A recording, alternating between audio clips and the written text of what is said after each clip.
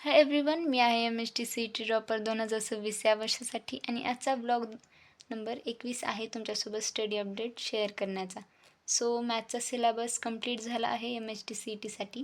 So लास्टचे 2 topic जे vector आणि 3D geometry हे राहिलेले होते. सो हे पण कंप्लीट झाले आहेत. 3-4 दिवस झाले हे कंप्लीट होऊन, जस्ट अपडेट दिली नाही मी. आणि यांची PYQs जे क्लासमध्ये झाले आहेत तेवढेच केलेत मी आणि जास्त तर प्रॅक्टिस केली आहे यांची, कारण संडेच्या एक्झामला हे पण चॅप्टर्स येतात, रिव्हिजन बॅचचे आणि हे चॅप्टर्स. सो याचीही प्रॅक्टिस मला जास्त करावी लागते आणि कंटिन्यूमध्ये सुरू आहे तर तो टॉपिक तेव्हाच परफेक्ट करायचा. नंतर आपण रिव्हिजनच्या वेळेस घेतो तेव्हा जास्त तो मे बी लक्षात येत नसतो, म्हणून जेव्हा पण तो टॉपिक सुरू असतो तेव्हाच तो जास्त परफेक्ट करायचा. आणि रिव्हिजन बॅचमध्ये जो ट्रिग्नॉमेट्री हा चॅप्टर्स सुरू केला आहे रिव्हिजनसाठी, सो त्याचंही आज सोल्युशन्स ऑफ ट्रायंगल हे रिवाईज करायला घेतलं आहे. याचे आज जे फॉर्म्युलेज आहेत ते दिलेत आणि उद्या MCQ प्रॅक्टिस आणि PYQs ऑल घेतील.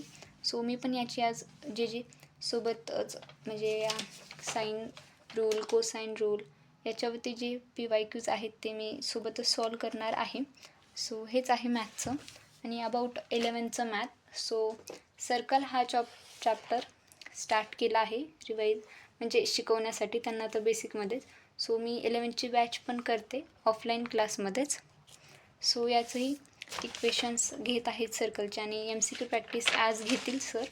सो आणि याची डायरी म्हणजे जे आपलं शॉर्ट नोट्स आहेत ते मी रेग्युलरच्या ह्याच्यामध्येच बनवते, कारण एकदाच म्हणजे चॅप्टर संपल्यावरती शॉर्ट नोट्स बनवायचं म्हणलं की हे शॉर्ट नोट्स मी मनानंच लिहिते शक्यतो तर जास्त, बिकॉज म्हणजे आत्ता आपल्याला चॅप्टर शिकवलं आणि लगेच लिहिलं तर जास्त लक्षात बसतं ते, म्हणून मी रेग्युलरमध्येच लिहिते हे पण जे शॉर्ट नोट्स आहेत ते.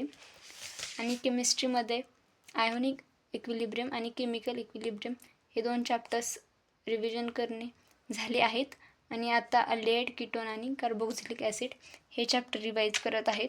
सो माझ्याकडे ह्याच्या ऑलरेडी नोट्स आहेत, सो मी शॉर्टमध्येच लिहित आहे. आणि याचं बायोओझोनोलिसिस ऑफ अल्किन्स हे रिॲक्शन्स घेणं सुरू आहे. मी आज हे रेग्युलरच्या ह्याच्यामध्ये लिहिलेलं आहे. सो याचे की पॉईंट्स दिले आहेत. सो हेच होतं आजचं स्टडी अपडेट. आणि म्हणजे मॅथचा सिलेबस तर एंड झाला आहे. आता फक्त जास्त प्रॅक्टिस करायची आहे MCQची आणि PYQची जास्ती करायची आहे. सो तुम्हाला व्हिडिओ आवडला असेल तर नक्की लाईक करा आणि सबस्क्राईब करा माझ्या चॅनलला. धन्यवाद.